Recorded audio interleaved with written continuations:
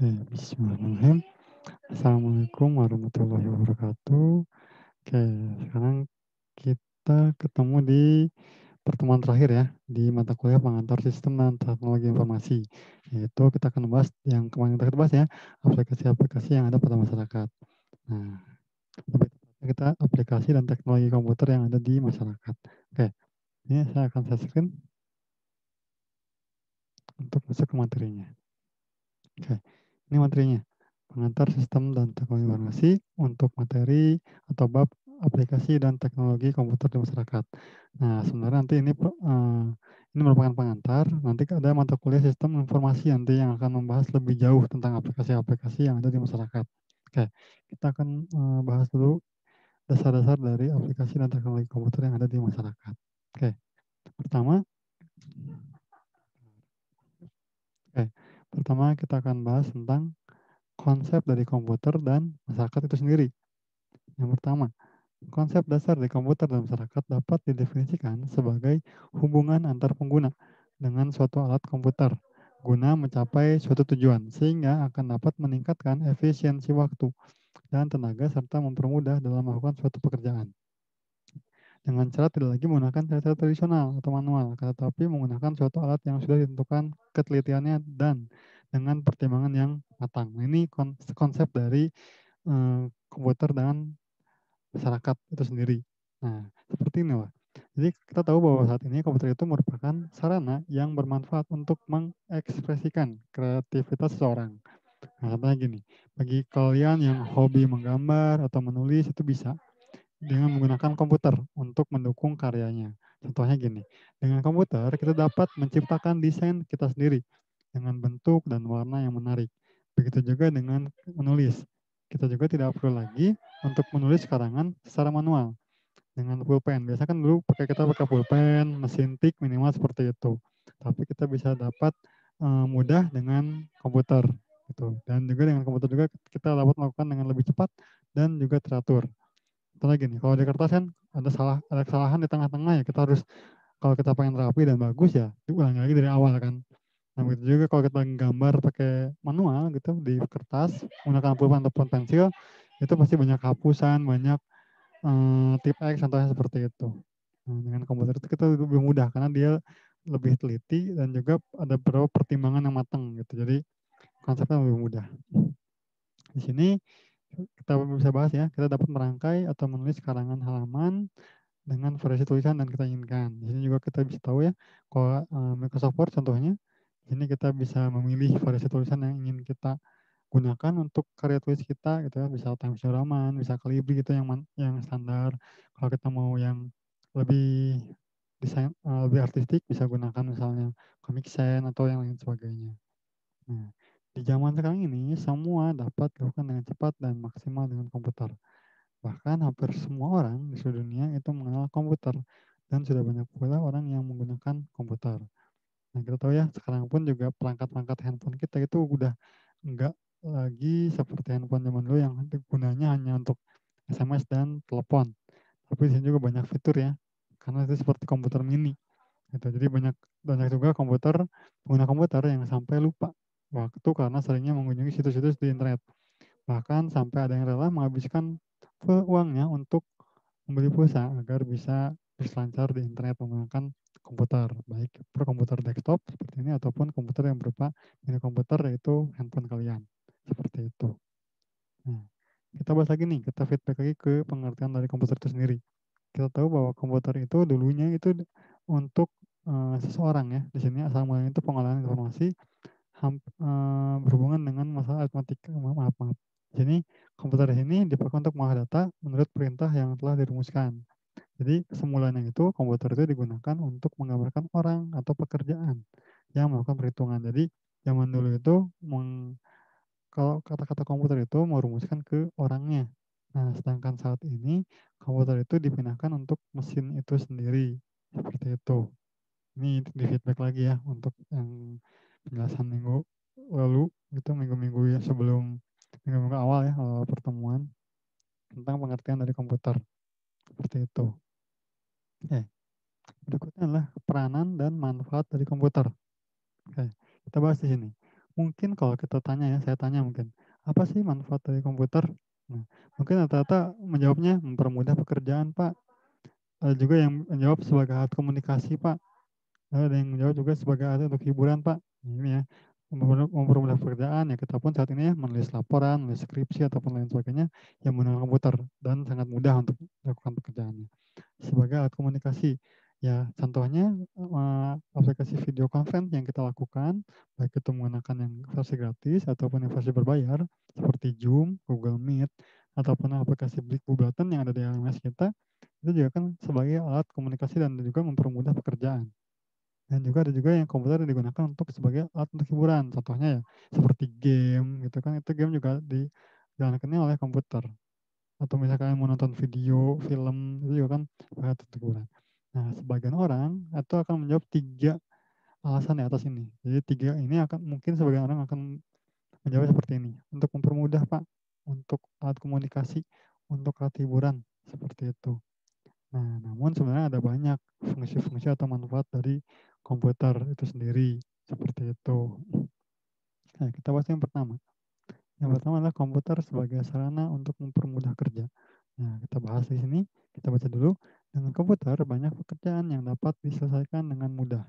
Bila dahulu orang mengetik surat harus dengan mesin tik, dan bila ada kesalahan maka kertas tersebut akan disobek dan diketik ulang kembali. Selain itu, dengan mesin tik, dokumen yang telah diketik tidak dapat diedit kembali. Sementara dengan menggunakan komputer, kita dapat mengetik dokumen, mengedit, dan menyimpan dokumen tersebut untuk dapat diedit berulang-ulang. Contohnya gini, yang zaman dulu kalau misalnya bayangkan zaman dulu kalau yang lagi skripsi, banyak revisi ya, dia ngetik lagi, ulang lagi, belum lagi kalau misalnya dicoret-coret sama dosennya banyak gitu ya, itu ngetiknya banyak banget, itu bisa berlembar-lembar diketik ulang. Nah, kalau sedangkan menggunakan komputer itu lebih mudah.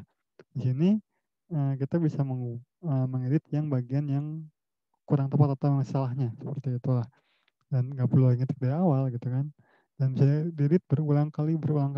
Itu makanya disebut komputer itu dapat mempermudah dalam kerja.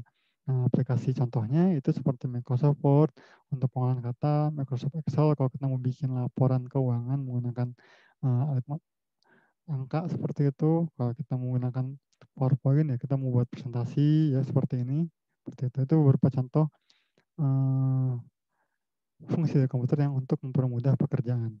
Tentu saja ada aplikasinya ya, jadi komputer itu sendiri pun juga nggak bisa bergerak sendiri, tentu ada yang namanya software yang berjalan, seperti itu. Oke, yang kedua adalah komputer sebagai sarana komunikasi. Nah, kita bahas di sini, dahulu bila berkomunikasi dengan seseorang yang berada jauh dari kita, kita dapat menggunakan fasilitas telepon, tapi itu hanya untuk mendengar suara gitu ya. Nah, tapi kalau komputer saat ini kan udah bisa lebih dari itu ya. Kita bisa mendengarkan suara kita gitu ya, bisa berbicara dengan teman kita atau saudara kita gitu ya, melalui suara. Tapi bukan hanya suara, kita juga bisa melakukan webcam. Ya, seperti yang biasa kita lakukan pada setiap pertemuan menggunakan video conference, ya itu kan kita tatap muka ya, walaupun mungkin beberapa dari kalian ya tetap eee, close cam ya, gitu ya, tidak open cam. Jadi ya nggak ada masalah, cuman intinya seperti itu. Jadi kita juga bisa menggunakan webcam, bisa juga langsung chatting, seperti itu ya. Jadi tidak hanya, harus telepon saja, bisa juga email, dan juga dapat mengirim file. Seperti itu ya adalah alat sebagai sarana komunikasi.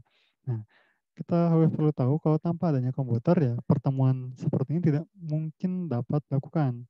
Contohnya jika saya ada, kegiatan di luar seperti itu, contohnya di sini, saya diminta untuk mengajar Universitas Sorong, ya saya harus datang ke sana. Saya harus datang ke Universitas Sorong itu sendiri, gitu kan. Karena kita tidak bisa melakukan pembelajaran menggunakan, eee, komunikasi jaringan seperti itu. Walaupun mungkin di sana masih terdapat kekurangan dalam sisi jaringannya, gitu. Jadi mudah-mudahan pembangunannya cepat merata ya untuk jaringan di sana. Karena memang untuk saat ini komunikasi itu sangat penting gitu ya, ditambah dengan adanya pandemi seperti ini ya, kalau tanpa alatnya komunikasi, jaringan ya susah, seperti itu. Ini beberapa fungsi atau manfaat komputer sebagai sarana komunikasi. Nah, yang ketiga, komputer sebagai alat hiburan, seperti itu. Nah, di sini zaman dahulu alat hiburan itu kita hanya radio, tape, dan televisi, atau mungkin jalan-jalan untuk melihat kondisi suatu wilayah. Nah, dengan adanya komputer, kita dapat menghibur diri kita dengan berbagai fasilitas yang terdapat pada komputer. Antara lainnya itu kita bisa dengarkan lagu dari CD, DVD ataupun mungkin internet. Kita juga bisa nonton film atau video dari kaset, CD, DVD, dan internet. Bisa juga bermain game yang sudah kita install di komputer kita ataupun di handphone seperti itu ya. Berhubungan dengan teman, melalui fasilitas setting atau webcam. Juga ada yang namanya TV berbayar ya, gitu ya. TV berbayar pun bisa diakses di komputer gitu ya, di YouTube seperti itu. Jadi dan ternyata sekarang udah jarang nonton TV ya kalau di Pulau Jawa karena ya bisa streaming juga gitu ya. Dan kita dengan adanya streaming tidak apa ya namanya tidak akan ketinggalan acara lah kalau misalnya kita oh saya pengen nonton berita Pak beritanya jam 6 kalian lupa ketinggalan gitu ya lupa nonton TV ya tinggal streaming aja itu sudah ada rekamannya gitu, di internet. Nah, ini sih komputer sebagai alat hiburan. Nah, selain 3 fungsi utama itu ada lagi yang lain nih, yaitu komputer sebagai alat pendidikan. Ini yang sudah kita lakukan ya. Kita lakukan menggunakan komputer, baik itu handphone ataupun desktop komputer yang kita gunakan, itu sebagai alat untuk pendidikan. Nah, di sini contohnya lagi nih di sini nih. Dahulu mungkin fasilitas pendidikan hanya kita peroleh melalui sekolah. Dan selain di sekolah, informasi pendidikan dapat kita peroleh melalui media radio, televisi, koran, dan tempat-tempat kursus. Jadi kalau zaman dulu kita tuh benar-benar dari sekolah, kalau dari sekolah pulang ya udah. Kalau di rumah ataupun di tempat lain selain sekolah itu kita tidak dapat informasi atau kita tidak dapat melalui pendidikan, informasi pendidikan di situ. Nah, namun dengan adanya komputer kita bisa juga di sini. Contohnya seperti ini. Pertama, dari aplikasi yang kita install. Setiap aplikasi pasti ada menu bantuan atau help. Itu gampang banget ya, tinggal di F1 saja, contohnya itu akan muncul help.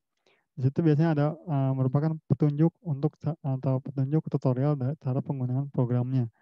Itu. Jadi kalaupun kita belum tahu cara pakainya, misalkan saya bingung Pak bikin daftar isi di Word itu bagaimana, itu ada di menu help-nya. Gitu seperti itu tutorial-tutorialnya.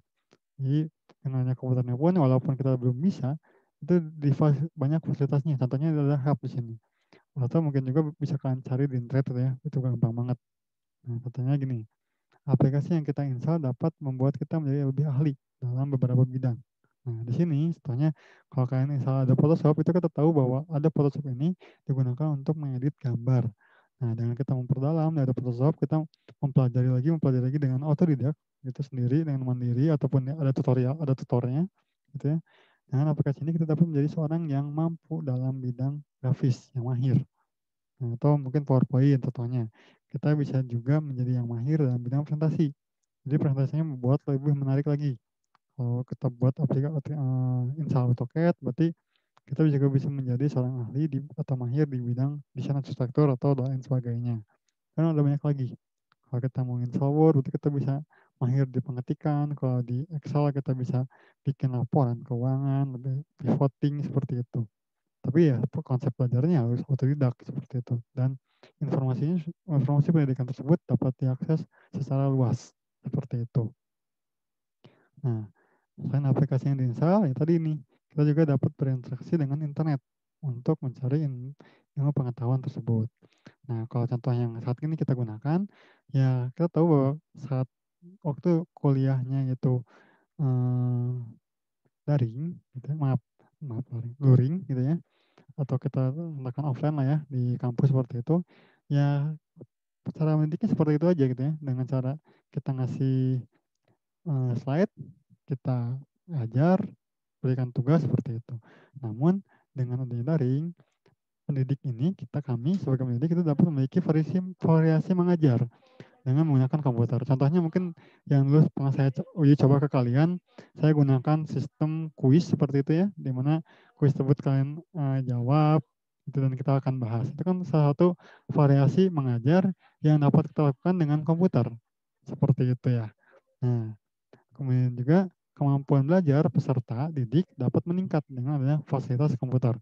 Ya di sini pendidikan dengan komputer, di sini kita juga dapat menentukan jenis atau arah pendidikan yang mana yang bermanfaat baginya atau bagi peserta didik untuk meningkatkan kualitas pendidikannya. Jadi di sini kalau kalian lihat dengan adanya daring seperti ini, kalau kalian lihat di YouTube itu banyak banget pengajar-pengajar baik itu dosen ataupun guru yang mengupload videonya di YouTube. Nah, kita bisa pilih tuh. Jadi udah banyak konten-konten yang lebih bermanfaat gitu ya. Bukan berarti tidak boleh memiliki konten hiburan, tapi ya kita bisa memilih juga untuk konten-konten yang lebih bermanfaat seperti itu. Oke. Nah, selain yang itu juga kita lihat ya di alat pendidikan di sini, kecerdasan psikomotorik siswa dapat terangsang dengan adanya pendidikan yang berbasis teknologi. Di situ. Dan juga komputer adalah media atau alat bantu untuk memudahkan pekerjaan. Akan tetapi, kunci terciptanya kualitas pendidikan yang baik adalah dari dalam diri pengguna komputer tersebut, baik itu pendidiknya ataupun peserta didiknya. Jadi, ya tetap kita udah dikasih fasilitas yang baik, misalnya contohnya mungkin di kampus Sorong juga udah bagus ya, udah memfasilitasi seperti ini. Namun jika peserta didiknya merasa acuh seperti itu ya, ya sama aja. Sama aja seperti kalian tidak mengikuti program RPL ini. Seperti itu. Jadi tetap bagaimanapun teknologi itu hadir di dunia pendidikan, namun tetap saja kembali kepada kita sebagai pendidik ataupun kalian sebagai peserta didik. Jadi kita milih nih, oh ini konten bermanfaat nih untuk kita pelajari, ya pelajari. Tapi kalau menurut kalian, ini kontennya kurang baik seperti itu dan kalian juga mengikuti program ini juga, udahlah nggak apa-apa, nggak masuk juga di penilaian, silakan saja. Makanya kembali ke diri kalian masing-masing seperti itu ya. Tuh. Berikutnya, fungsi berikutnya adalah komputer sebagai sarana dari informasi. Dengan komputer, kita dapat melihat atau memperoleh informasi yang kita butuhkan. Contohnya, kita pengen tahu informasi pendidikan. Informasi pendidikan ini contohnya untuk tempat-tempat pendidikan di mana ya sih, tempat kursus, SD terdekat, SMP terdekat, itu ya. Nah, dan juga informasi hiburan, kita bisa pengen tahu nih, kalau misalnya mau ke Dufan tuh di kemana ya? Atau kalau kita mau mau ke taman-taman tertentu itu mau lewat mana ya? Informasi travel, di sini juga kita bisa mencari dan memesan tiket transportasi. Itu dengan adanya komputer itu udah lebih dimudahkan untuk hal ini. Itu informasi pekerjaan. Zaman dulu kita menggunakan koran ya. Dari koran, lihat ada info lowongan, kita kirimkan. Nah, sekarang kan untuk mencari lowongan pekerjaan gampang ya. Ada JobDB, ada dan lain sebagainya gitu ya. JobStreet dan lain sebagainya juga itu bisa digunakan untuk mencari lowongan pekerjaan. Bisa juga kita mencari berita, jadi yang biasanya kita dapat beritanya hanya lokal saja, dengan adanya komputer, dengan bantuan internet, ya kita bisa juga mengetahui kejadian di luar negeri, informasi cuaca, informasi lalu lintas, informasi kesehatan. Jadi contohnya gini, aku punya gejala nih seperti ini, kita tinggal searching di internet, kita akan diberikan sugesti-sugesti, oh kira-kira penyakitnya apa ya. Itu baru sugesti ya, tapi tetap aja harus ke dokter untuk lebih pastinya. Gitu. Tapi kan kita bisa tahu dan kita bisa aware dulu, oh ternyata saya tuh punya penyakit ini ya. Gitu. Sehingga harus apa sih yang harus saya lakukan? Apakah harus menghindari makan tertentu atau harus mendatangi dokter tertentu atau menggunakan pengobatan tertentu seperti itu. Informasi politik, informasi perdagangan, usaha dan banyak lagi yang dapat kita peroleh. Itu sebagai sarana informasi ya di sini. Berikutnya adalah untuk sebagai sarana usaha. Nah, di sini komputer juga dapat dipergunakan sebagai alat untuk melakukan banyak usaha yang mendatangkan penghasilan bagi kita. Contohnya gini, mungkin beberapa di Jawa masih udah jarang ya yang rental komputer dan warnet, ataupun masih ada kok yang menggunakan usaha percetakan. Jadi zaman dulu kalau kita nyablon itu harus bikin dulu cetakannya ya, bikin dulu cetakannya lalu digunakan untuk sablon. Kalau di sini kan tinggal di print ya, lebih mudah gitu. Untuk bahkan ada kaos printing itu pun ada gitu kan. Terus kalau mau ngejahit juga kita dulu benar-benar pakai tangan, kita pakai mesin jahit. Dengan komputer ya kita tinggal di program bentuknya seperti ini, ukuran seperti ini langsung dijahitkan. Juga ada yang kita gunakan sebagai video jasa editing, membuka usaha servis komputer, kalau atau mungkin kalian mau jadi programmer misalnya, bisa bisa membuat usaha website ataupun membuat usaha software host seperti itu.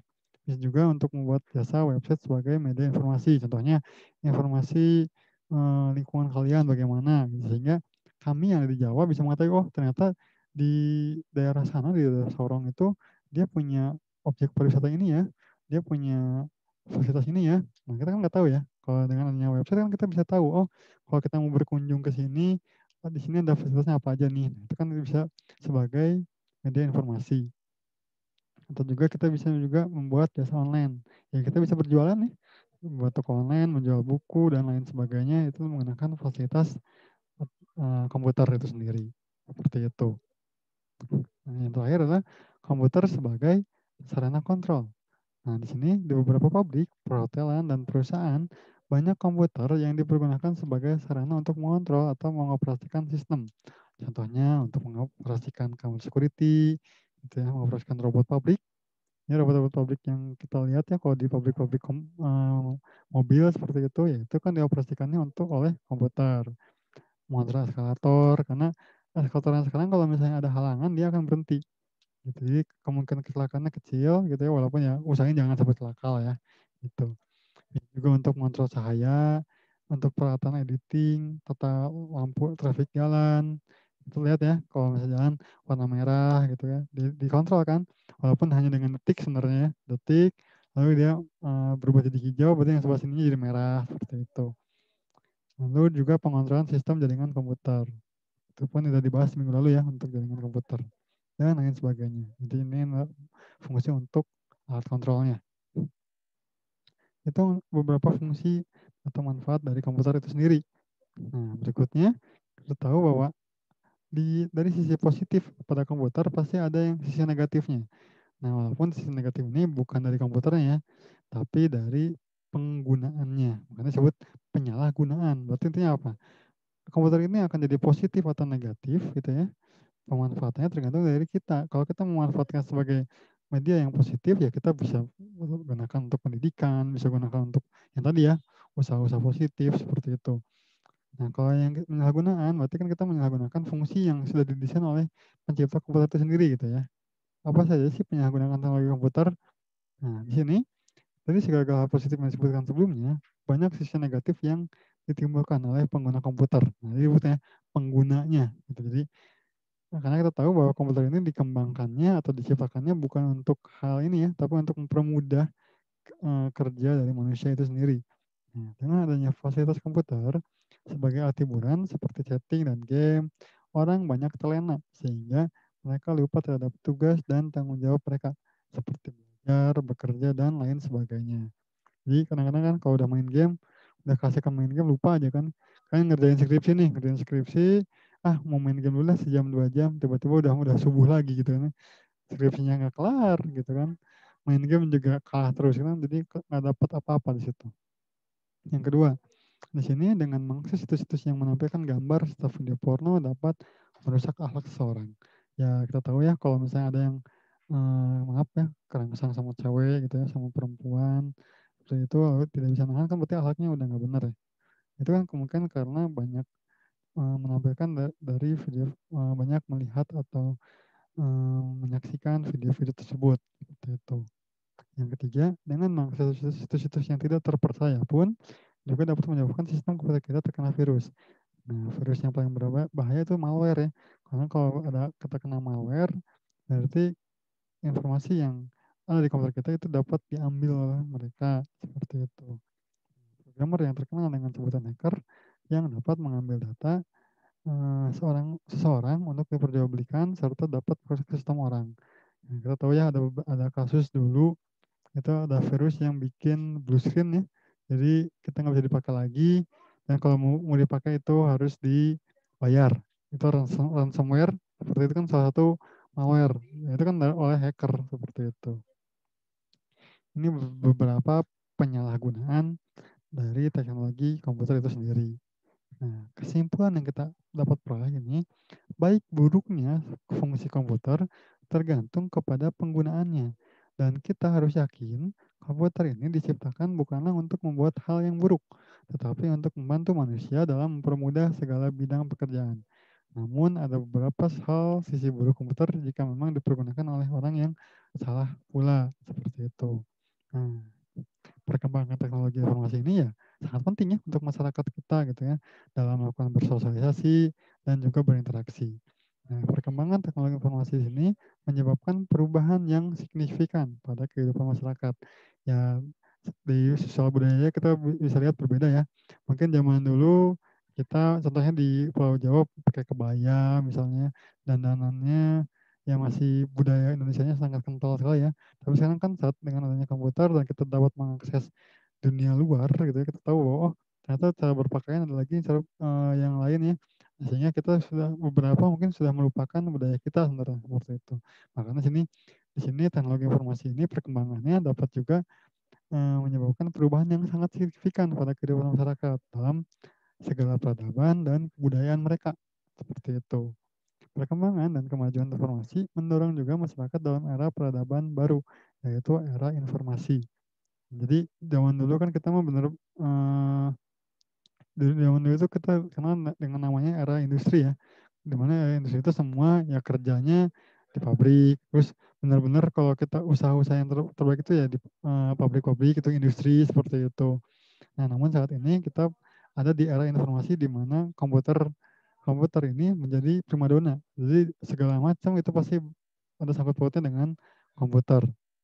Segala lini kehidupan kita bergantung terhadap komputer. Nah, sehingga di sini kita lihat ya banyak banget aktivitas atau sektor kehidupan manusia yang berlangsung dengan perantara atau hanya mungkin terjadi dengan adanya teknologi informasi, yaitu komputer itu sendiri. Jadi nggak udah saking tergantungnya ya kita nggak bisa. Kalau kita nggak pakai komputer, kita nggak pakai handphone gitu ya, kita sangat bergantung pada sumber energi tersebut, yaitu komputernya itu sendiri dan sumber daya strategis. Jadi akhirnya handphone dan komputer ini menjadi sumber daya strategis seperti itu. Ini kesimpulan yang dapat saya sampaikan. Ya mungkin kalau misalkan kalian punya kesimpulan yang lain ya itu boleh disampaikan. Oke. Oke. Ini pertemuan terakhir kita untuk perkuliahan pengantar sistem dan teknologi informasi. Kita tutup dengan materi aplikasi dan perkembangan komputer di masyarakat. Seperti itu, pemanfaatannya bagaimana, kita sudah dibahas di sini. Oke, untuk materi cukup sampai di sini. Minggu depan kita akan mulai UAS. Seperti itu ya. Mekanisme UASnya nanti akan dibahas di video selanjutnya. Oke, terima kasih.